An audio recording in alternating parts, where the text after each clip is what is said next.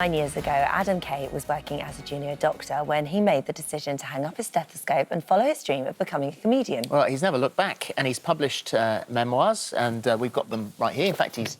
Look, one each. He's signed one for each of us.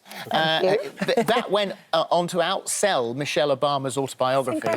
Since performed to audiences all over the UK, and he joins us now, and it's a pleasure to have you here. Thank you for joining us. Thanks for having me. So medicine, was that an accident, or because you felt you should?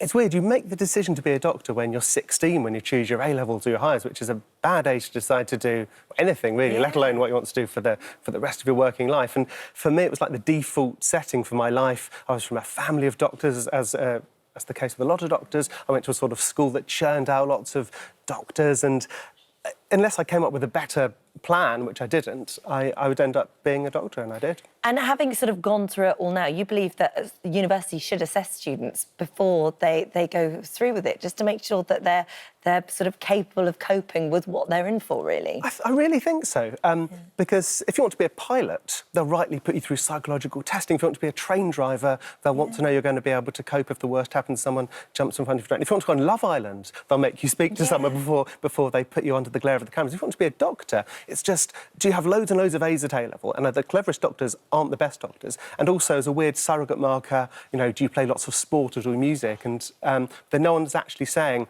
how are you going to deal with it when the bad days happen? And you say in the book, and this is a brilliant mix of very funny and terribly serious. But in the field that you chose, obstetrics and gynaecology, why that field?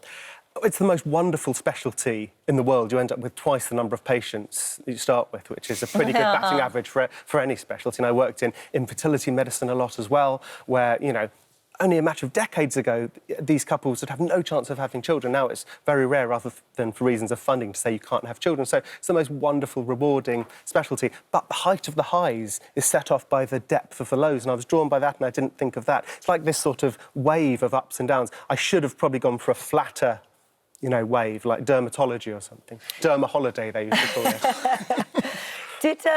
Did writing the diary, was that something you did then to sort of help you get through those lows, I guess? Absolutely. In retrospect, I don't know why I thought I was doing it at the time, but looking back, it was my therapy. It was looking for the light amongst the dark, because you're not actually trained in how to deal with the bad days, so you find your own way. For a lot of doctors, it ends up being alcohol.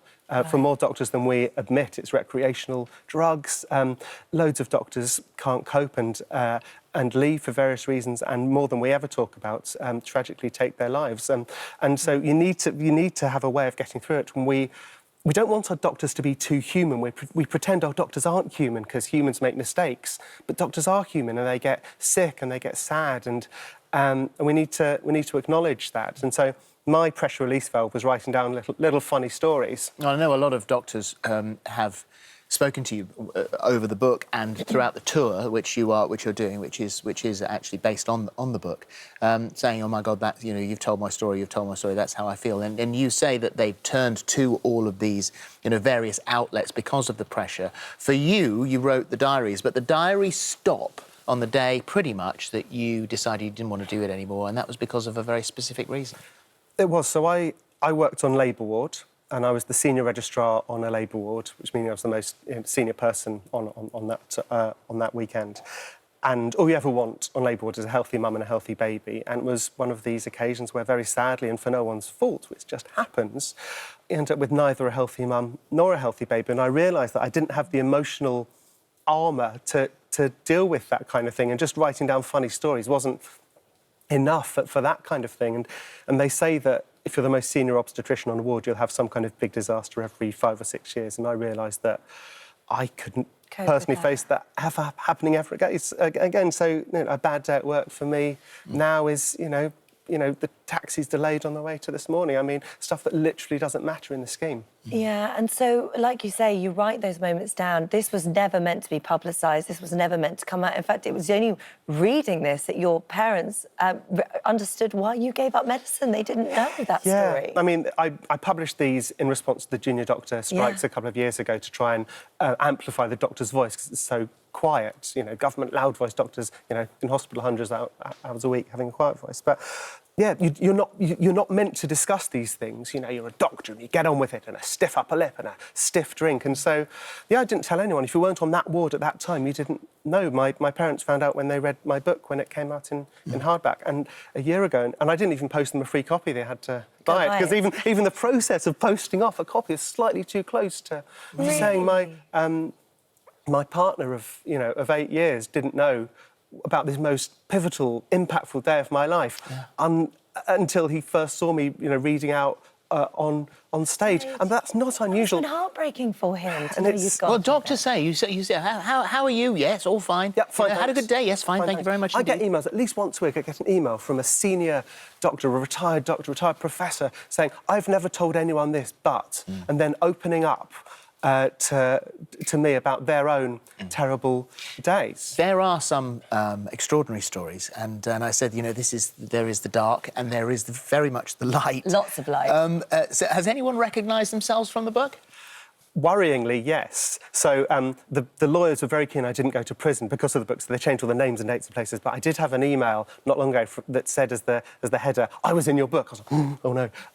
And I tell a story of a hungover medical student during a caesarean section. He was assisting me doing the operation, and it's not a good place to be when you're hungover, the sights and the smells and the sounds. And basically, he fainted and face-planted into an open abdomen. Oh, my goodness me. And then I got this email saying... That's a bad day, isn't it? Yeah. He recognised himself from that. He said, how often did that happen to you? I was like... Because if it was only once, then I think that was me. What? And I know that you've been told I'm going to ask this, and I know that you've also been told that you've got to be very careful how you answer it. But you see all sorts of things. Just wait, this is good. So what is the unusual thing you can do with a Kinder Surprise? Yeah, so this is a story from February the 29th. On a leap year, 2008. And this was a patient who went to the expense of buying an engagement ring, the trouble of putting it aside a Kinder Surprise egg, and the imagination of inserting it internally. But unfortunately, her partner was unable to retrieve it because it rotated itself lengthwise. No amount of sugaring will get them to, get it out. Yeah. The goose didn't lay its eggs. What a romantic thing to do. I mean, this might be the weird question. Did he say yes? I retrieved it in a cubicle in A&E, and then she hadn't told me or him what was going on. What was in the egg? So it was all fair. So she asked him to open it. I passed him a pair of latex gloves, sandblasting the last vestige of romance from the scenario, and he did say yes, presumably out of fear as to what a woman who does that with a Kinder Surprise would do to him if spurned. It's brilliant. It's a fabulous book. There is little wonder that it's an award-winning million-copy bestseller, and this is going to hurt. The tour is until the 21st of June. You're at the Garrick Theatre throughout March, and it's lovely to see you. Thank you, Adam. Thanks so much for having me. Appreciate it.